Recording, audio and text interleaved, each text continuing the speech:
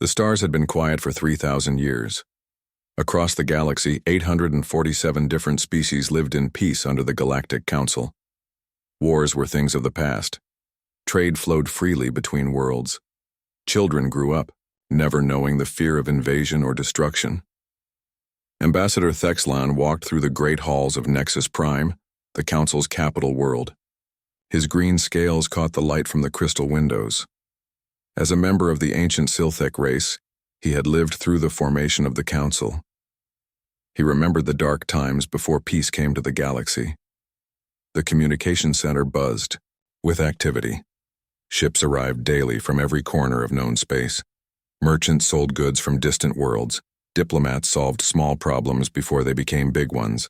Scientists shared discoveries that helped everyone. Thexlan stopped at his favorite viewing platform.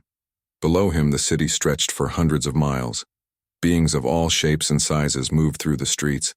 Some walked on two legs like him. Others floated in the air. A few rolled on mechanical wheels. All lived together without fear. But something was wrong. Deep in space, far beyond the rim worlds, a darkness was moving. On the outer edge of the galaxy, Captain Kang Wu sat at his station aboard the exploration ship Terra's Edge. The small human vessel had been mapping new star systems for 6 months. Humans were new to space travel. They had only learned to jump between stars 200 years ago. Most aliens saw them as a young, simple race. Kang Wu was tired. His crew of 12 had been working long shifts. Their ship was old and small, compared to the massive vessels other species used. But it was theirs and they were proud of it. Captain, called Park Nari from her science station. She was a small woman with sharp eyes. I'm getting strange readings from the Veil Sector. The Veil Sector was empty space between galaxies. No one went there. Nothing lived there. It was just cold, dark, nothing. What kind of readings? Kang Wu asked.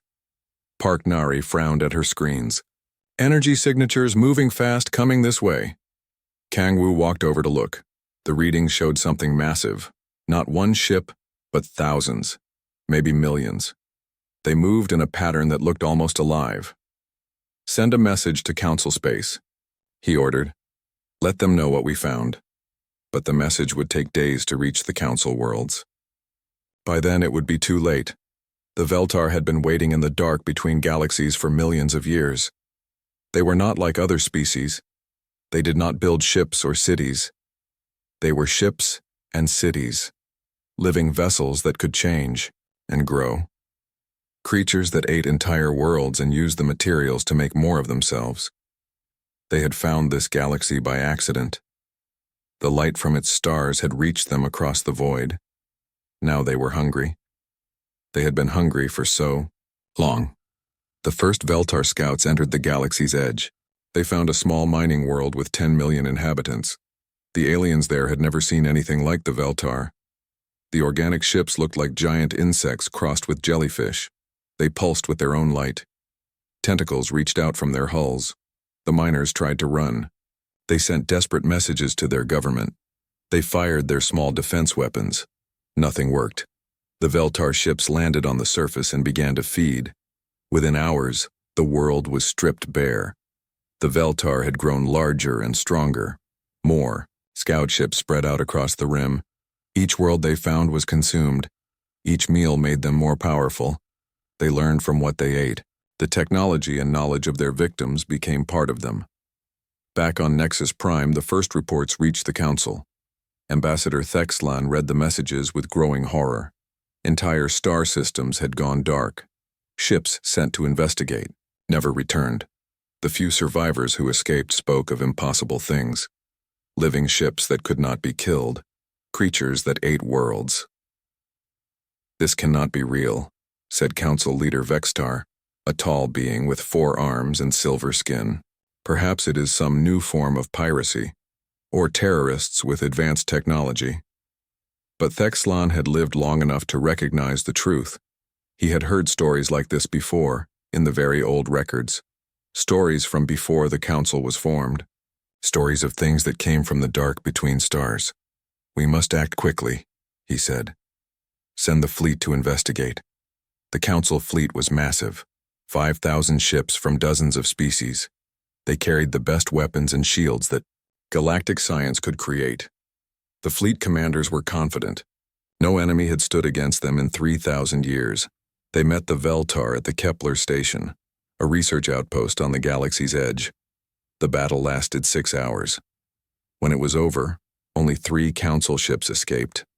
The rest had been destroyed, or worse, absorbed into the Veltar mass. The surviving captains brought terrible news. The Veltar were not just alive. They were learning.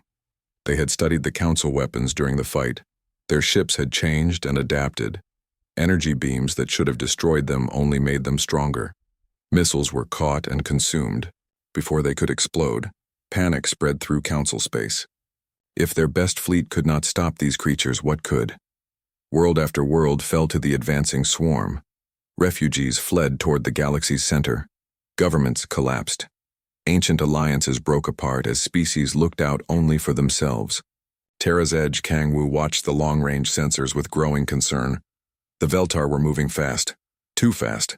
At their current speed, they would reach human space within weeks. "Should we run?" asked Parknari. Her voice was quiet but steady. "Return to Earth and warn everyone?" Kangwu thought about it. Humans had only 37 colonies. Their fleet was small. Most other species barely knew they existed. The logical choice was to run and hide. Let the big powers handle this crisis. But then the emergency broadcast reached them. It came from Nexus Prime itself, transmitted on all frequencies. The signal was weak and full of static. The voice belonged to Ambassador Thexlan. "This is an open distress call to all species, all ships, all those who can hear this message. The galaxy is dying. The Veltar swarm has consumed 60% of our worlds. Our fleets are broken. Our defenses have failed. We have weeks, perhaps days before total collapse. Any assistance would be..." The transmission cut to static and silence. Kangwu stared at the communication panel. The proud Galactic Council, which had ruled for 3,000 years, was begging for help from anyone who would listen, even humans. "Set course for Earth," he ordered. "Maximum speed. We need to talk to command." Admiral Kim Jun stood in the command center of Luna Base, Earth's main military station. Around him, dozens of officers worked at their stations. Screens showed star maps, fleet positions, and resource reports. The room hummed with quiet activity. Kim Jun was a tall man with gray hair and hard eyes. He had commanded human forces for 20 years. In that time, he had never faced a real war. Humans fought pirates sometimes, or had small conflicts over mining rights. Nothing like what the distress call described. The message from Terra's Edge had reached Earth 3 days ago. Since then, every human commander had been asking the same question: what should they do? The Galactic Council had never shown much interest in humanity. Most aliens treated humans like children who had just learned to walk among the stars. "Sir," called Commander Yoon Hana from her station. She was young for her rank, but Kim Jun trusted her judgment. "We're receiving responses from all colonial fleets." Kim Jun nodded. He had sent orders to every human world and station. "Gather information. Prepare for emergency deployment. Wait for further instructions." The response had surprised even him. "How many ships can we deploy?" he asked. Yoon Hana checked her screens. "Current count is 48,700 vessels, still climbing as more colonies report in." A junior officer dropped his tablet. The sound echoed in the suddenly quiet room. 48,000 ships? That was impossible. The Council intelligence report said humans had maybe 200 vessels total. Kim Jun allowed himself a small smile. The Council had made a mistake that many governments made throughout history. They had counted only military ships. They had ignored the massive civilian fleet that connected human colonies.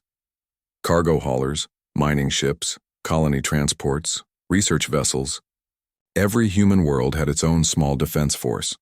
More importantly, humans had been building ships for 2 centuries without anyone watching closely. While aliens focused on their perfect, efficient designs, Humans had built thousands of rough, simple vessels. They worked in asteroid belts where other species found the work too dangerous. They explored systems that others considered worthless. "What about weapons?" Kim Jun asked Dr. Cho-bin, his science advisor. Dr. Cho-bin was an older woman who had spent her career studying alien technology. She understood better than most how human science compared to the rest of the galaxy. "We have advantages the Council doesn't know about," she said. "Our weapons are different, cruder in some ways, but that might help against an adaptive enemy." The aliens used clean energy weapons, particle beams and plasma cannons that could be precisely controlled. Very efficient and very advanced. Humans still used explosives and kinetic weapons alongside their energy guns, missiles, railguns, and chemical warheads, the kind of weapons that other species had abandoned long ago. Kim Jun walked to the main display screen. It showed the galaxy with red zones marking Veltar territory. The red was spreading fast toward the galactic center. At the current rate, they would reach human space in 2 weeks. "Sir," another officer called out, "we're receiving a transmission from Nexus Prime. Ambassador Thexlan wants to speak with you directly." The screen flickered and showed the reptilian diplomat. Thexlan looked tired and desperate. Behind him, Kim Jun could see the chaos of the Council Command Center. Beings of every species rushed around, shouting orders that no one seemed to follow. "Admiral Kim Jun," Thexlan said. "Thank you for responding to our distress call. How many ships can humanity provide? 1 dozen? 2 dozen? Every vessel will help." Kim Jun looked at the alien's hopeful face. Thexlan truly believed that. Humans were a minor species with limited resources. The Council had been so focused on their own power that they had never really studied their neighbors. "Ambassador," Kim Jun said carefully, "we can provide 50,000 vessels within 72 hours. Thexlan blinked. His translation device must have malfunctioned. "I'm sorry, Admiral, did you say 50? 50,000, Kim Jun repeated. "With more available if needed." The alien's mouth fell open. In the background, other council members stopped their work to stare at the screen. 50,000 ships was larger than most species' entire fleets. It was almost as large as the Council's peak military strength. "How is this possible?" Thexlan whispered. Kim Jun didn't answer directly. "Where do you need us to deploy, Ambassador?" We. Nexus Prime is under threat. The Veltar main force is only days away. But Admiral, are you certain about these numbers?" "My fleets are already moving," Kim Jun said. "We'll be there soon." He ended the transmission and turned to his staff. The room was silent for a moment. Then Yoon Hana spoke up. "Sir, this will reveal everything. Our true fleet size, our ship designs, our weapons. The Council will know we're not the weak species they thought." Kim Jun nodded.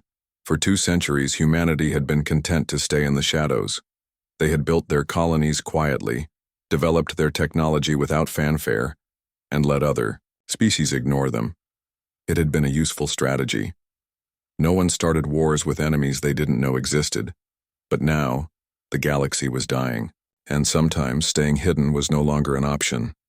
"Signal all fleet commanders," he ordered. "Operation Galactic response is a go. Primary objective, save Nexus Prime. Secondary objective, learn everything we can about Veltar capabilities." "What? About the tertiary objective, sir?" Yoon Hana asked. Kim Jun looked at the tactical display. The Veltar had consumed hundreds of worlds. Billions of beings had died. The Great Galactic Council, which had kept peace for 3,000 years, was collapsing. "Make sure this never happens again," he said.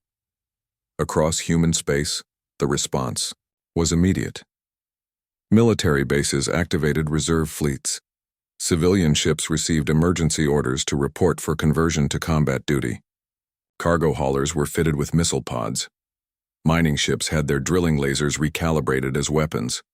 Research vessels loaded with sensor equipment became scouts. Captain Na Yun commanded the experimental ship Prometheus.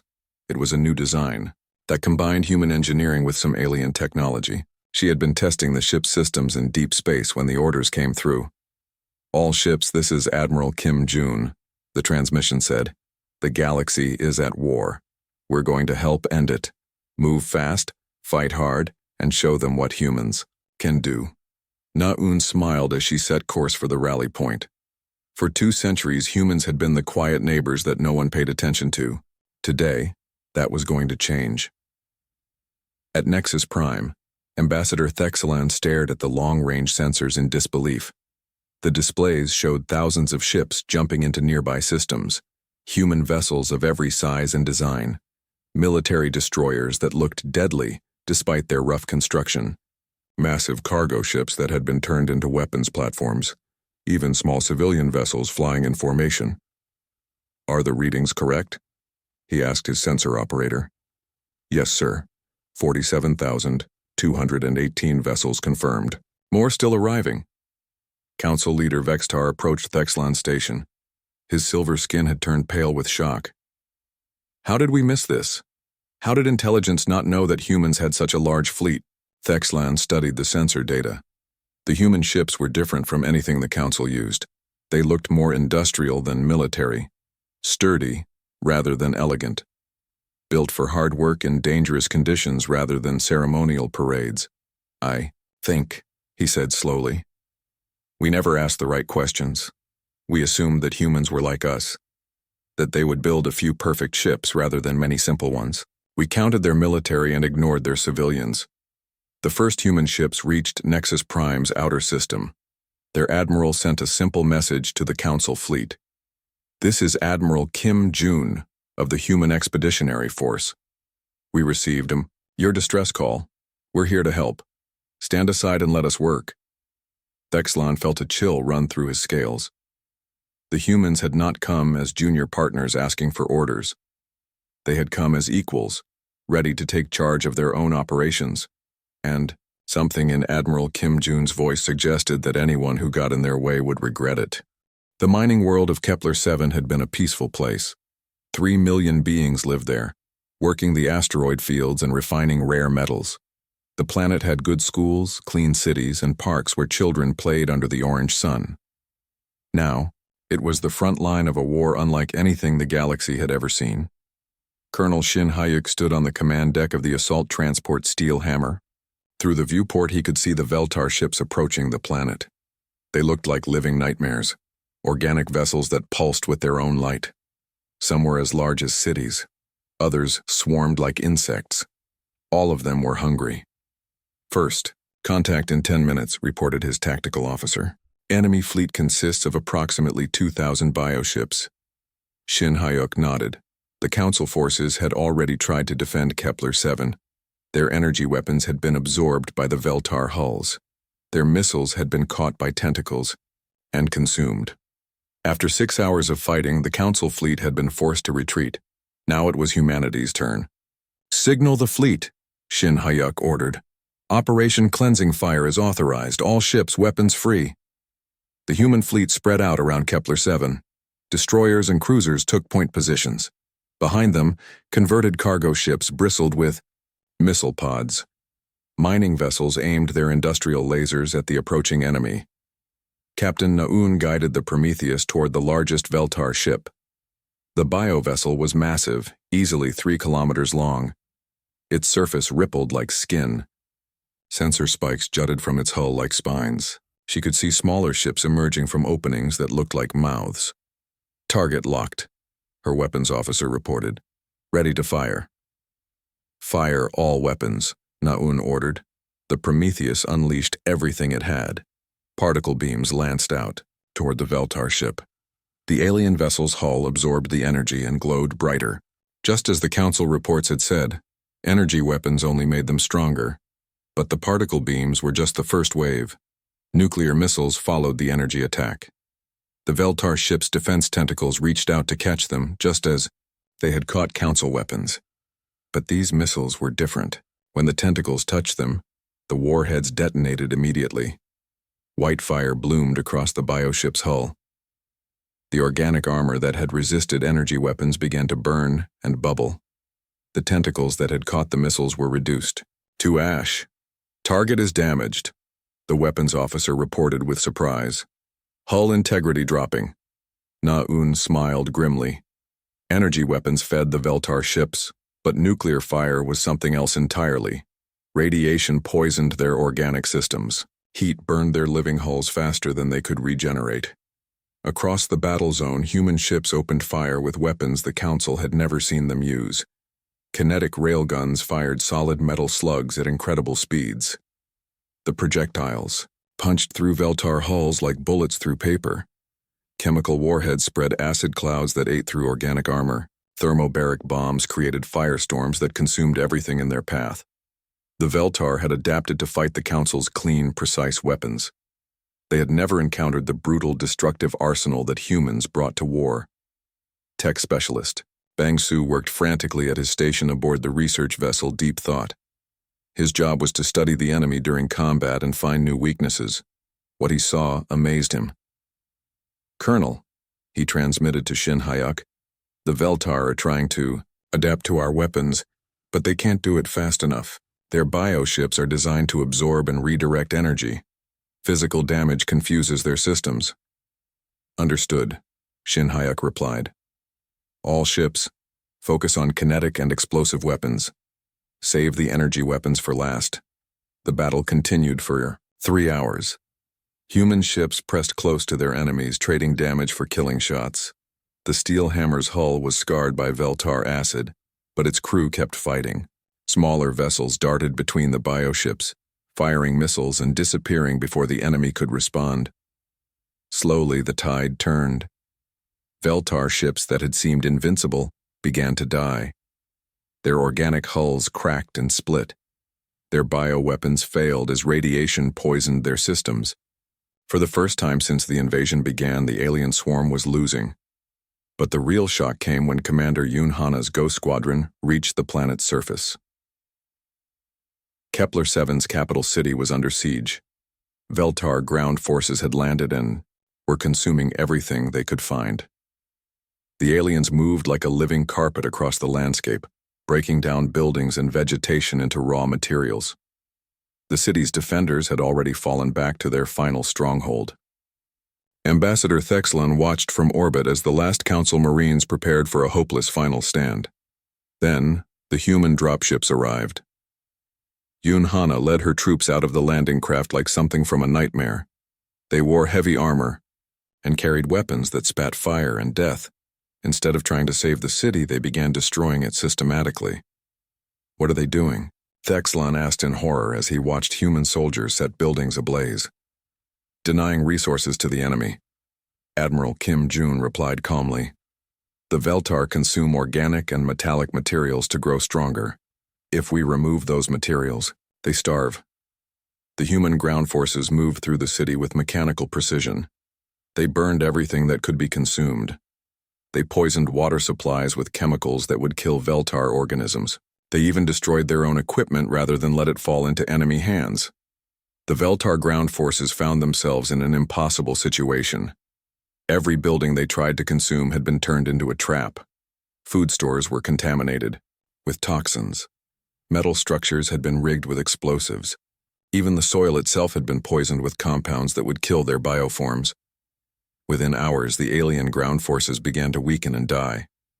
Without fresh materials to consume, they could not maintain their strength. The survivors tried to retreat to their ships, but human forces hunted them down with flamethrowers and acid sprayers. "My God," whispered a council observer as he watched the slaughter. "They're not just fighting the Veltar, they're exterminating them." The space battle ended with complete human victory. Of the 2,000 Veltar ships that had attacked Kepler-7, none survived. The alien biovessels burned in space like dying stars. Human ships moved among the wreckage, making sure nothing was left alive. Shin Hyuk stood among the ashes of Kepler-7's capital city. His troops had saved the planet, but at a terrible cost. The world would take decades to recover from the damage they had caused in just one day. "Was it necessary?" asked Dr. Lim Seo, the expedition's medical officer. She had watched the battle with growing unease. "To destroy so much, I mean." Shin Hyuk looked at the data his specialists had gathered. The Veltar were unlike any enemy the galaxy had ever faced. They learned from every battle, adapted to every weapon, grew stronger from every world they consumed, Traditional warfare was useless against them. The Council tried to fight them with mercy, he said finally. They tried to minimize damage, preserve infrastructure, protect civilian areas. It didn't work. The Veltar used that mercy against them. He turned to face his officers. All of them looked tired and grim. They had won their first battle against the swarm, but they understood what it meant. To defeat an enemy that consumed everything, you had to be willing to destroy everything first. Send a message to Admiral Kim Jun, Shen Hyuk ordered. Kepler 7 is secure. No Veltar survivors. Recommend this strategy for all future engagements. In space above the ruined world, Admiral Kim Jun read the report with satisfaction. The humans had proven that the Veltar could be defeated. But they had also proven something else, that humanity was willing to fight a kind of war that other species found unthinkable. The Council had called for help. They had gotten it. But they were beginning to realize that their saviors might be more dangerous than their enemies. The Veltar had never known fear. For millions of years they had consumed everything in their path. Entire galaxies had fallen to their hunger.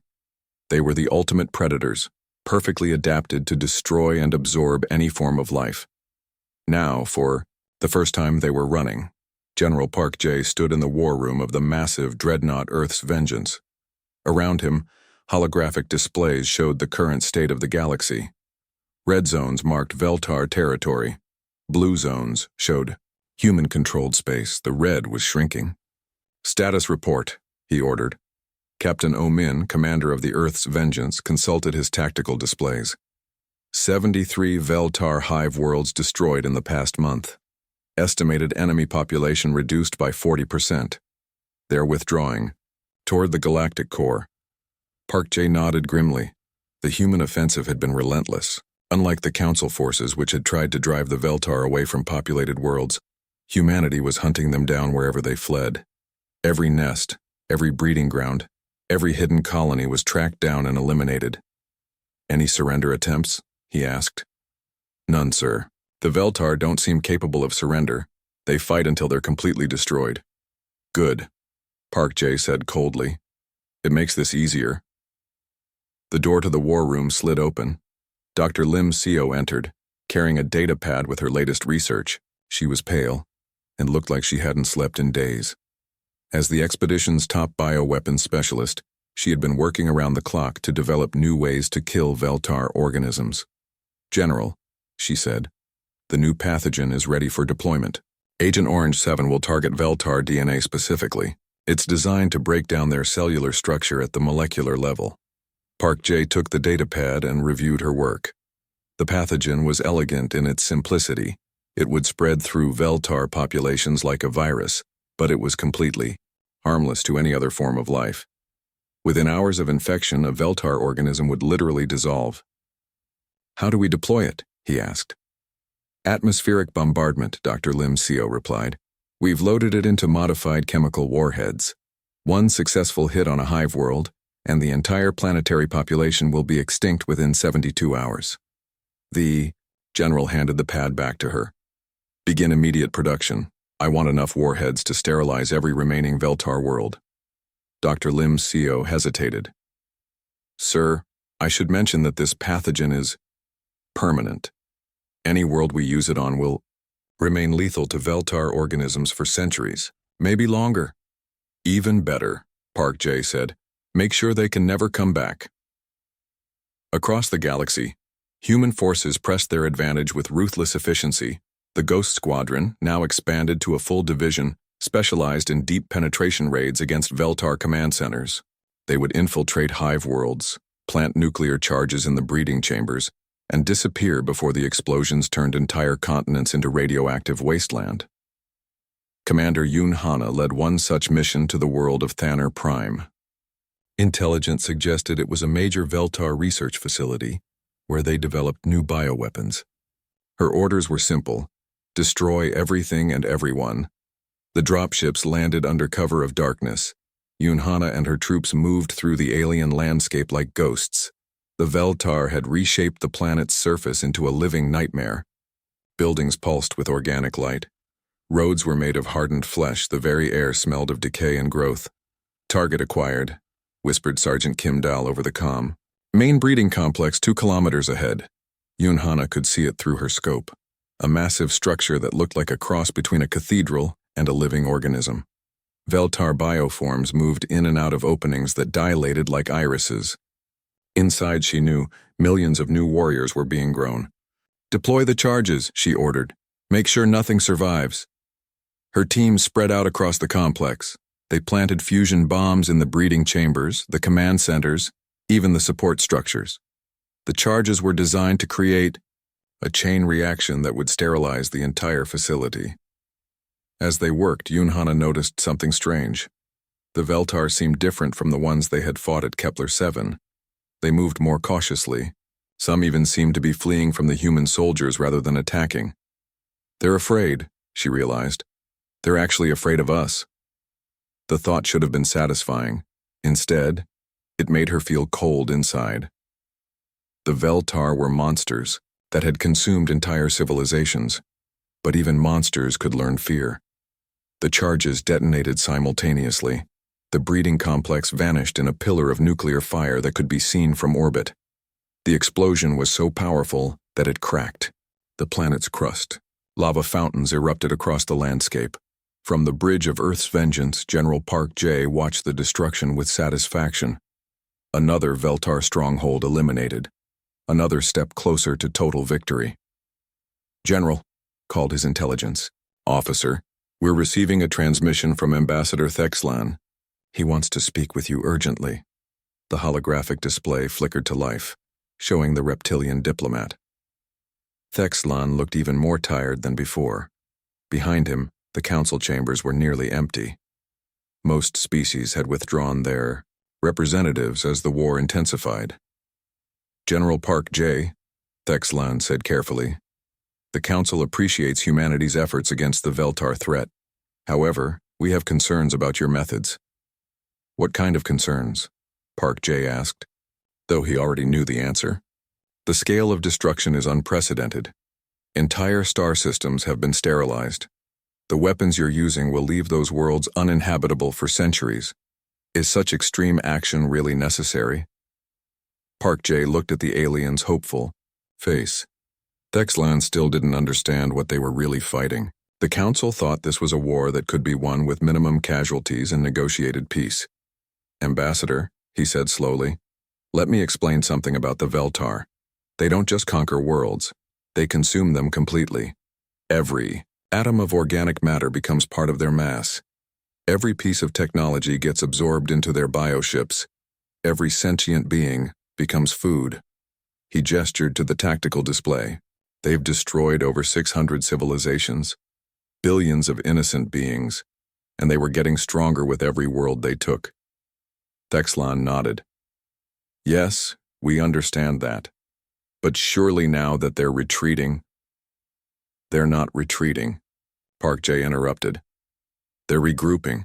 The moment we show mercy, the moment we let them rebuild, they'll come back stronger than before. The ambassador's scales paled. What are you saying? I'm saying that the only way to win this war is to make sure it never happens again. Every Veltar organism must be destroyed. Every world they've touched must be sterilized. Every trace of their existence must be erased from the galaxy. That's genocide, Thexlan whispered. Park J met his gaze steadily. Yes, it is. And it's the only way to keep your children safe. The transmission ended in silence. Thexlan stared at the blank screen for a long time. The council had called humanity for help when their civilization was dying. They had expected warriors who would drive the enemy away and then return to their quiet corner of the galaxy. Instead, they had unleashed something that might be even more dangerous than the Veltar themselves. Humans who saw war not as a political tool but as a final solution to permanent problems. Captain O-Min approached General Park J's station. Sir, long-range scouts report the Veltar main fleet is massing near the Galactic core. Estimated strength, over 2 million bioships. Their last stand, Park J mused. They're putting everything they have left into one final battle. Orders, sir? Park J looked at the tactical display one more time. The red zones were almost gone now. Soon the galaxy would be clean.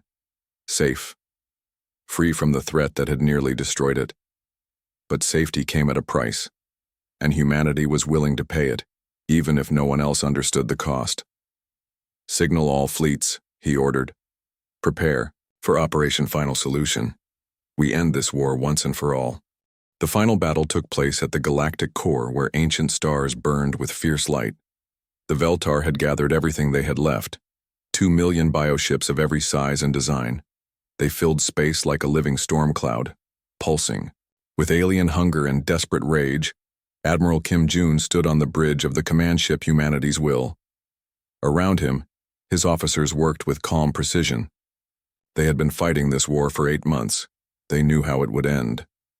"Fleet status?" he asked. 97,000 ships ready for combat," reported Commander Yoon Hana. "All weapons loaded, all crews at battle stations." Kim Jun nodded. The humans were outnumbered 20-1, but numbers no longer mattered. They had learned how to kill Veltar efficiently. More importantly, they had learned to think like exterminators rather than soldiers. "Signal from the Veltar fleet," the communications officer announced. "They're trying to communicate." "Put it through," Kim Jun ordered. The main screen flickered with alien symbols and sounds. The human translation computers worked frantically to decode the message. Finally, words appeared on the screen. "We offer terms. We will leave this galaxy. Never return. Peace between our species." Kim Jun read the message twice. The great Veltar swarm, which had consumed civilizations across the universe, was trying to surrender. They were offering to leave and never come back. "Should we respond?" Yoon Hana asked quietly. Kim Jun thought about it. The logical choice was to accept their surrender. Let them leave the galaxy and become someone else's problem. Save human lives and resources.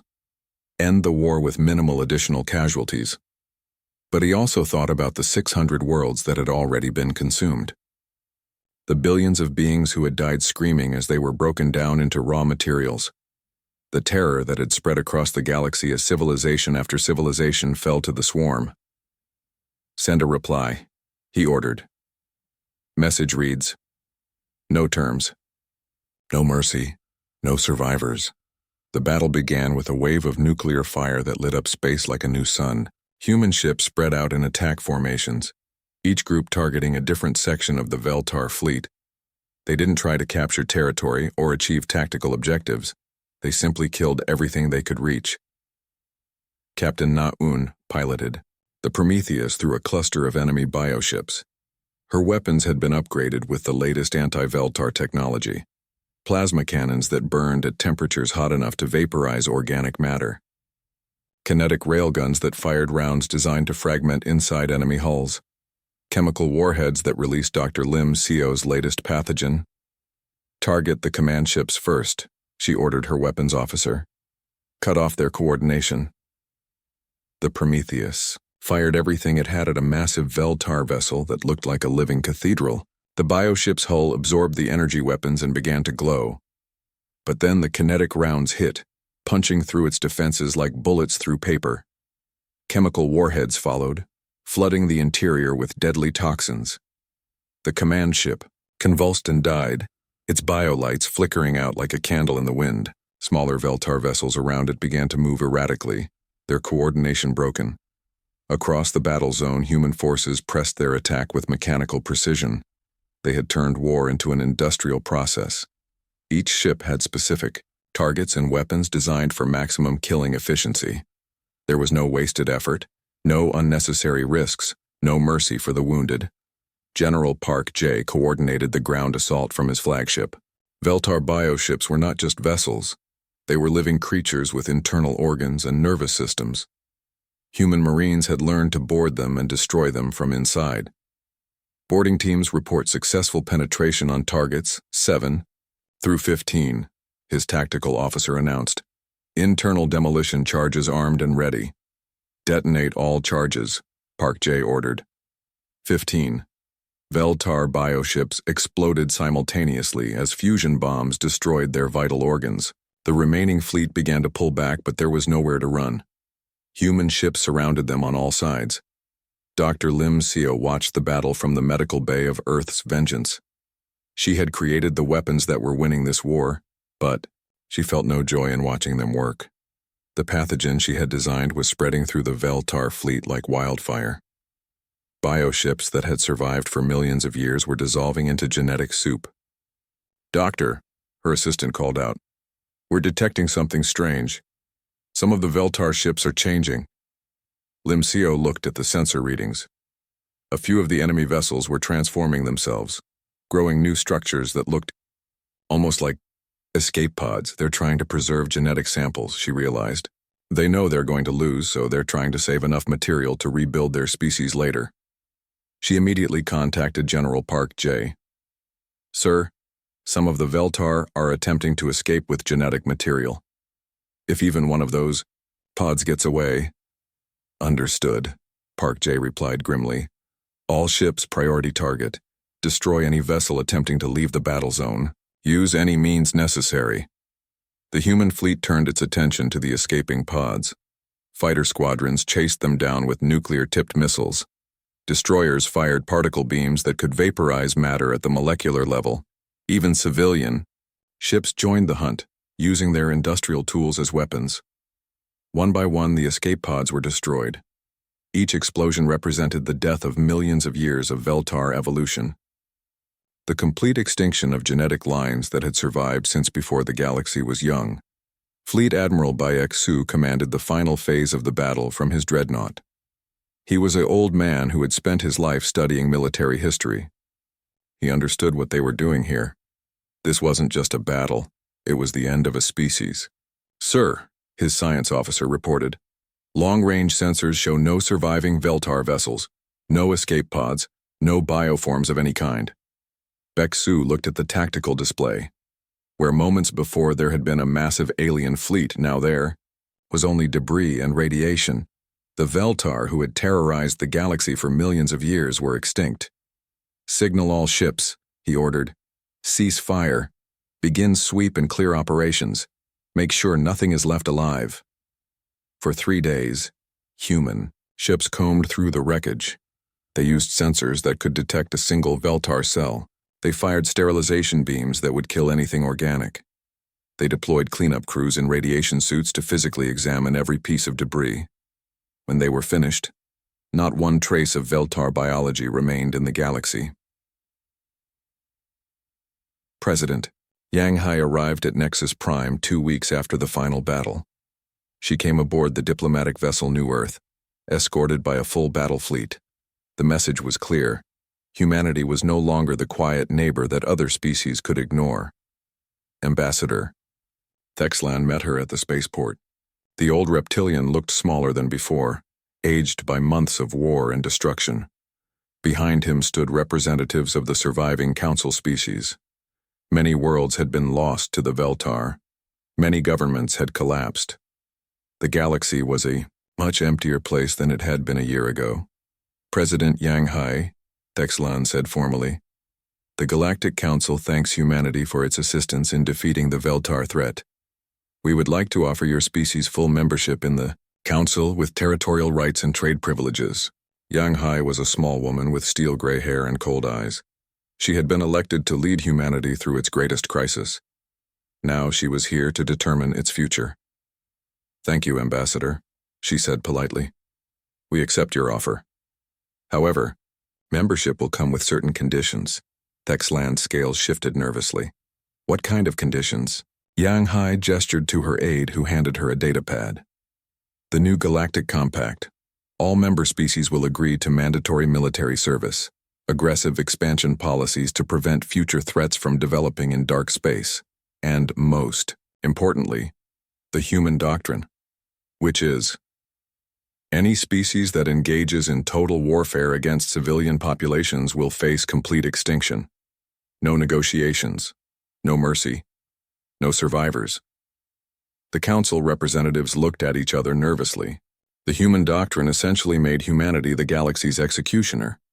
If they decided that another species was too dangerous to exist, they would have the legal authority to destroy it completely. "This seems extreme," Thexlan said carefully. Ambassador Zhou Yan, The human diplomatic representative spoke up. You called us when your civilization was dying. We saved you. Now we're going to make sure it never happens again. But the cost, another council member began. The cost of preventing another Veltar invasion, Zhou Yan interrupted, is eternal vigilance and the willingness to use force when necessary. If you find that too expensive, you can try handling the next crisis yourselves. There was a long silence in the diplomatic chamber. Finally, Thexlan spoke. The council will need time to consider these terms. Of course, Yang Hai said, take all the time you need, but understand that human forces are already moving into the territory that the Veltar once occupied. We will be building bases, establishing colonies, and setting up early warning systems, with or without council approval. She stood to leave, then paused. Oh, and Ambassador? Deep space monitoring stations have detected another potential threat, approaching from outside the galaxy. It will arrive in approximately 50 years. Thexlan felt his blood turn cold. Another invasion?